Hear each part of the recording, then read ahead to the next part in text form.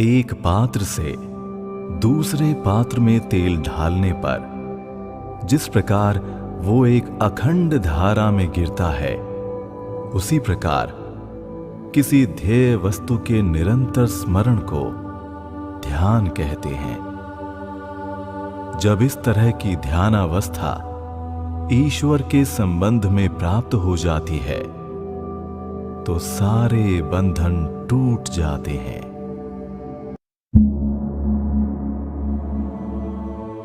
ध्यान की शक्ति हमें सब कुछ प्राप्त करा देती है। यदि तुम प्रकृति के ऊपर अधिकार चाहते हो तो तुम ध्यान द्वारा उसे प्राप्त कर सकते हो। ध्यान शक्ति द्वारा ही आज तमाम वैज्ञानिक तथ्यों की खोज की जाती है। वे विषय का अध्ययन करते हैं और सब कुछ भूल जाते हैं।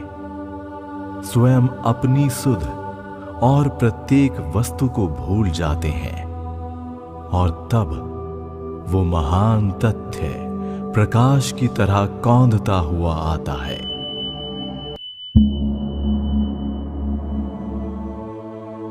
हमारे मन की शक्तियों की एकाग्रता ही हमारे लिए ईश्वर दर्शन का एकमात्र साधन है।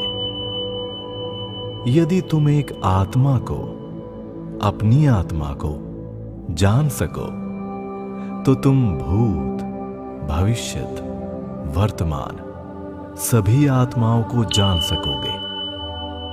एकाग्र मन मानो एक प्रदीप है जिसके द्वारा आत्मा का स्वरूप स्पष्ट रूप से देखा जा सकता है। सोचो कि तुम्हारे हृदय में एक आकाश है और उस आकाश के अंदर अग्नि शिखा के समान एक ज्योति उद्भासित हो रही है। उस ज्योति शिखा का अपनी आत्मा के रूप में चिंतन करो। फिर उस ज्योति के अंदर और एक ज्योतिर्मय आकाश की भावना करो। वही तुम्हारी आत्मा की आत्मा है। परमात्म स्वरूप ईश्वर है। हृदय में उसका ध्यान करो।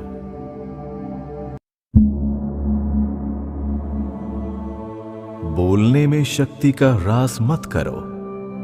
शांत होकर ध्यान करो। बहिर्जगत की गतिविधि से अपने को विचलित न होने दो। जब तुम्हारा मन सर्वोच्च अवस्था में पहुंचता है तब उसकी चेतना तुम्हें नहीं रहती। शांत रहकर संचय करो और आध्यात्मिकता के डायनेमो बन जाओ। किसी विषय पर मन को एकाग्र करने का ही नाम ध्यान है। किसी एक विषय पर भी मन की एकाग्रता हो जाने से वो एकाग्रता जिस विषय पर चाहो उस पर लगा सकते हो। आध्यात्मिक जीवन का सबसे बड़ा सहायक ध्यान है। ध्यान के द्वारा हम अपनी भौतिक भावनाओं से अपने आप को स्वतंत्र कर लेते हैं और अपने ईश्वरीय स्वरूप का अनुभव करने लगते हैं। ध्यान करते समय हमें कोई बाहरी साधनों पर अवलंबित नहीं रहना पड़ता। ध्यान ही इन बड़ी तरंगों की उत्पत्ति को रोकने का एक महान उपाय है। ध्यान के द्वारा मन की ये वृत्ति रूप लहरें दब जाती हैं। यदि तुम दिन पर दिन, मास पर मास, वर्ष पर वर्ष इस ध्यान का अभ्यास करो, जब तक वो तुम्हारे स्वभाव में न भिद जाए, जब तक तुम्हारी इच्छा न करने पर भी वो ध्यान आप से आप आने लगे, तो क्रोध, घृणा आदि वृत्तियां संयत हो जाएंगी। प्रतिदिन कम से कम 2 बार अभ्यास करना चाहिए और उस अभ्यास का उपयुक्त समय है प्रातः और सायं। जब रात बीतती है और पौ फटती है तथा जब दिन बीतता है और रात आती है, इन 2 समयों में प्रकृति अपेक्षाकृत शांत होती है। ब्रह्म मुहूर्त और गोधूली, ये 2 समय मन की स्थिरता के लिए अनुकूल हैं। इन दोनों समयों में शरीर बहुत कुछ शांत रहता है। इस समय साधना करने से प्रकृति हमारी काफी सहायता करेगी। इसलिए इन्हीं 2 समयों में साधना करनी आवश्यक है। सोचो, सिर के ऊर्ध्व देश में एक कमल है। धर्म उसका मूल देश है, ज्ञान उसकी नाल है। योगी की 8 सिद्धियां उस कमल के 8 दलों के समान हैं और वैराग्य उसके अंदर की कर्णिका है। जो योगी 8 सिद्धियां आने पर भी उनको छोड़ सकते हैं, वे ही मुक्ति प्राप्त करते हैं। इसीलिए 8 सिद्धियों का बाहर के 8 दलों के रूप में तथा अंदर की कर्णिका का पर वैराग्य अर्थात 8 सिद्धियां आने पर भी उनके प्रति वैराग्य के रूप में वर्णन किया गया है। इस कमल के अंदर हिरण्यमय, सर्वशक्तिमान, अस्पर्श, ओंकारवाच्य, अव्यक्त, किरणों से परिव्याप्त परम ज्योति का चिंतन करो, उस पर ध्यान करो।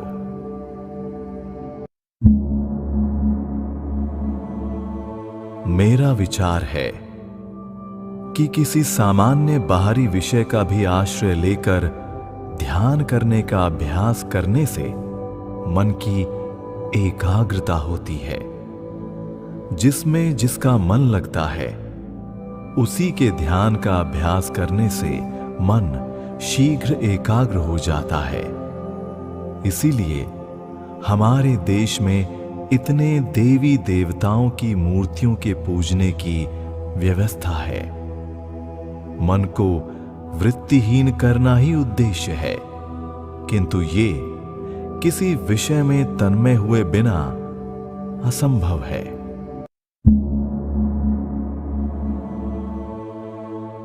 ध्यान के द्वार से हम उस तक पहुंचते हैं। प्रार्थनाएं, अनुष्ठान और पूजा के अन्य रूप ध्यान की शिशुशाला मात्र हैं। तुम प्रार्थना करते हो, तुम कुछ अर्पित करते हो। एक सिद्धांत था कि सभी बातों से मनुष्य का आध्यात्मिक बल बढ़ता है। कुछ विशेष शब्दों, पुष्पों, प्रतिमाओं, मंदिरों, बत्तियों को हिलाने के समान अनुष्ठानों, आरतियों का उपयोग मन को उस स्थिति में लाता है। पर वो स्थिति तो सदा मनुष्य की आत्मा में है, कहीं बाहर नहीं। लोग ये सब कर रहे हैं, पर वे जो अनजाने कर रहे हैं उसे तुम जानबूझकर करो। ये ध्यान की शक्ति है। तुम्हारे पास जो ज्ञान है वो कैसे आया? ध्यान की शक्ति से।